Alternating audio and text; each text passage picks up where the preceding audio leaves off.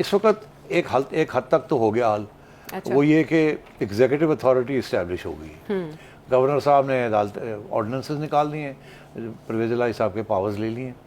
पहले ऐसे ही पावर्स मिले थे, जिसने दिए थे उसने उस वक्त और कोई उसने इस गवर्नर ने वो पावर्स, लेकिन इसे कू कहा जा रहा है, दिस इज अ कू। नहीं तो पहले भी कू हुआ था, इनको पावर देने का, तो पावर वापस लेने का भी तो कू है। ये सियासत के अंदर ये चीज़ें चलती हैं। इमरान खान ने कितने कू किए कि ऑर्डिनेंसेस के ऊपर करते गए, कानून साजी तो की नहीं। तो ये this is part of the game. ये कू शू आप कर लें जो मर्जी, coup is not a right word for this.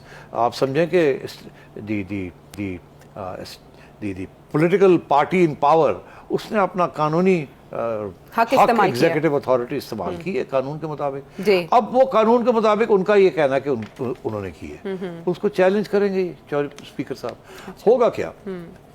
Challenge तो अदालतों में पड़ा रहेगा ना, वो तो वक्त लगता है चैलेंज के, तो उतनी देर में ये जम जाएंगे। अब ये जम जाएंगे और ये अब अपनी असेंबली वो परवेज़ इलाही साहब को अगर कोई इधर उधर हुआ उठा के बाहर फेंक देंगे।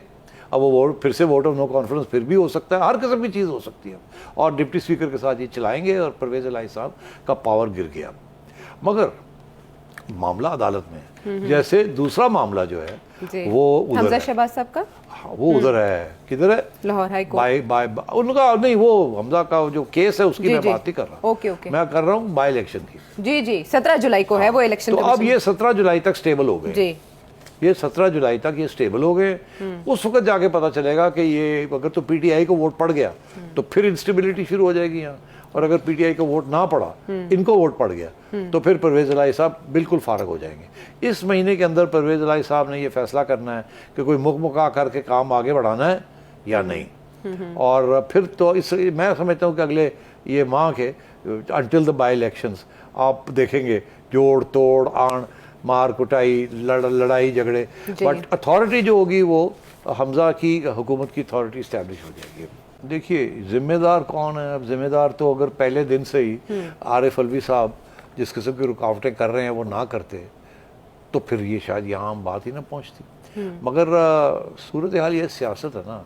अब सियासत के अंदर मेजॉरिटी जो जब वो डिस्क्वालीफाई हो गए तो पीटीआई की मेजॉरिटी ख़त्म हो गई, तो फिर तो कशमकश होनी थी। अगर वो मेजॉरिटी ना ख़त्म होती तो पीटीआई की हुकूमत थी यहाँ चौधरी परवेज़ इलाही के साथ, ठीक है ना।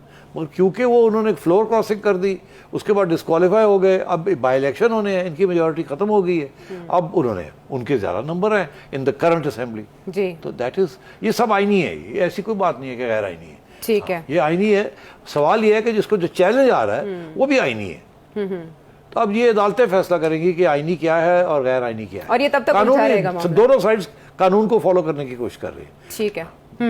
तो इसमें चौधरी शुजात हुसैन का एक स्टांस आया सामने और निजी चैनल ने भी रिपोर्ट किया कि मुस्लिम लीग काफ के जो सरबराह हैं चौधरी शुजात हुसैन, ये भी खबरें थी कि उनको सरबराही से हटाने की कोशिशें पार्टी के अंदर हो रही हैं।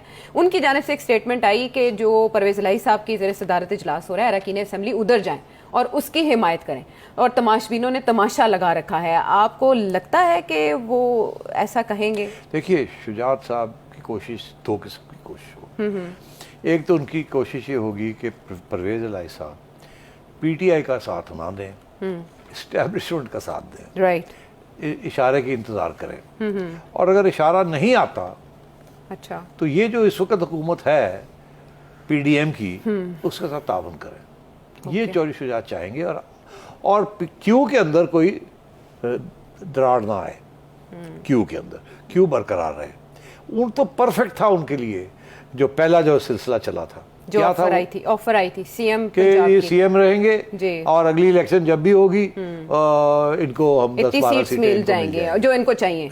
तो ये किस्म का पुराना हिस्टोरिक अकॉर्ड था between Q, Peoples Party and Noon League. और ये लोग कहते थे ये हो नहीं सकता, नवाज शरीफ साहब कभी भी माफ नहीं कर सकते, मानेंगे नहीं, और चौधरी भी कभी नहीं मानेंगे कि इनके ऊपर एतमाद नहीं करेंगे, ये अपना लफ्ज की पैरी परवरी। बिल्कुल परवेज़ इलाही साहब ने इंटरव्यू में इसका इजहार भी किया था, मरियम नवाज साहिबा के हवाले से भी उन्होंने अपने शुक्र का इजहार किया था। जी। तो ये बहुत बड़ा कदम था और ये चौधरी शुजात की ब्लेसिंग्स थी इसको, इसीलिए सबसे बड़ा शौक तो उनको पहुंचा कि जब ये परवेज़ इलाही साहब रातों रात उठ के कहीं और चले गए। अब वो सारा जिन्हें कहते हैं ना मसला बना हुआ है, क्यू के लिए मसला बना हुआ है, परवेज़ इलाही साहब के लिए मसला बना हुआ है, नून लीग के लिए मसला बना हुआ है, पीपल्स पार्टी के लिए मसला बना हुआ है, चौधरी शुजात के लिए मसला बना हुआ है, पंजाब मसला बना हुआ है, पंजाब लेकिन मसला बना हुआ है। और आपके और बकौल एस्टेब्लिशमेंट के लिए भी बना हुआ है। वो मसला बना हुआ है। चाहेंगे कि पंजाब के अंदर स्टेबिलिटी आए। Right. अच्छा, अगर पीटीआई की गवर्नमेंट रहती है पंजाब के अंदर तो स्टेबिलिटी कहाँ से आएगी?